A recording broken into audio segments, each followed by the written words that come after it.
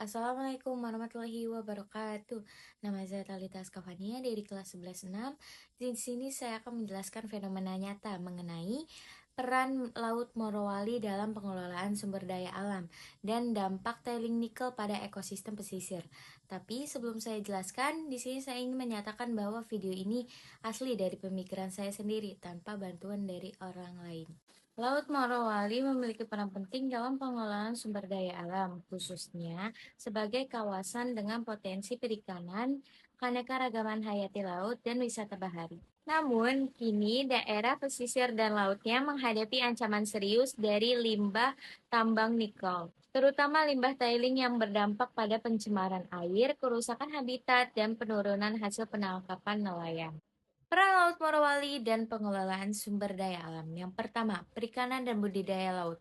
Banyak warga pesisir yang masih bergantung pada hasil laut, seperti ikan, udang, dan kerang. Beberapa desa juga mengelola tambak rumput laut untuk menunjang perekonomian mereka. Yang kedua, kawasan konservasi. Wilayah pesisir dan pulau-pulau kecil di Morowali memiliki potensi sumber daya alam yang dapat dimanfaatkan secara berkelanjutan dengan fokus pada pengawasan dan perlindungan ekosistem laut.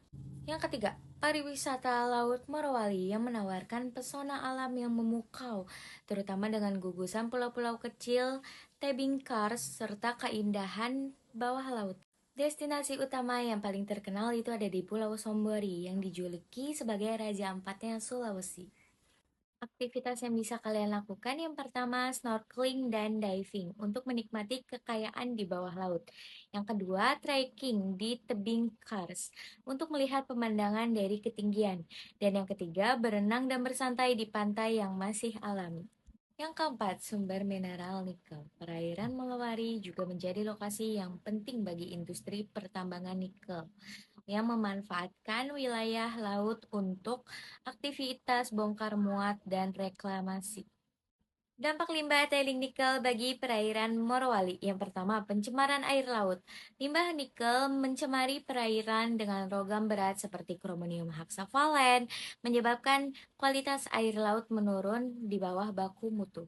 Yang kedua, kerusakan ekosistem limbah tailing nikel menyebabkan sedimentasi yang merusak terumbu karang dan ikan laut, serta mengancam keberagaman hayati laut. Yang ketiga, ancaman bagi nelayan. Penurunan kualitas air dan kerusakan ekosistem berdampak pada hasil tangkapan ikan, sehingga mengancam para pencaharian nelayan. Yang keempat, resiko bencana.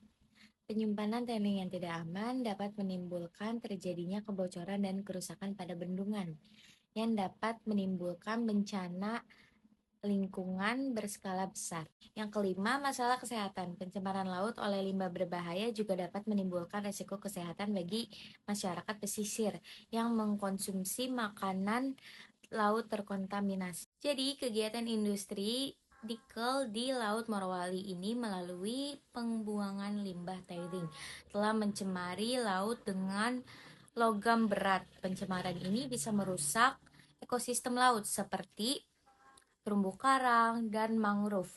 Bisa juga mengancam mata pencaharian nelayan serta mengganggu keanekaragaman hayati laut. Pendapat saya tentang solusi dan langkah yang bijak agar pemanfaatan sumber daya alam ini tetap berkelanjutan. Yang pertama, perubahan pola pikir.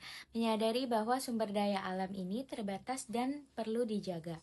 Yang kedua, gaya hidup bijak, menerapkan 3R, yaitu reduce, reuse, recycle, serta menghemat air dan energi. Yang ketiga, pendidikan lingkungan, membekali generasi muda dengan kesadaran lingkungan sejak dini. Yang keempat, konsumsi berkelanjutan, yaitu memilih produk yang ramah lingkungan. Dan yang terakhir yaitu kelima, partisipasi lokal, terlibat dalam pengelolaan sumber daya alam berbasis komunitas. Sekian dari saya, kurang lebihnya mohon maaf. Wassalamualaikum warahmatullahi wabarakatuh.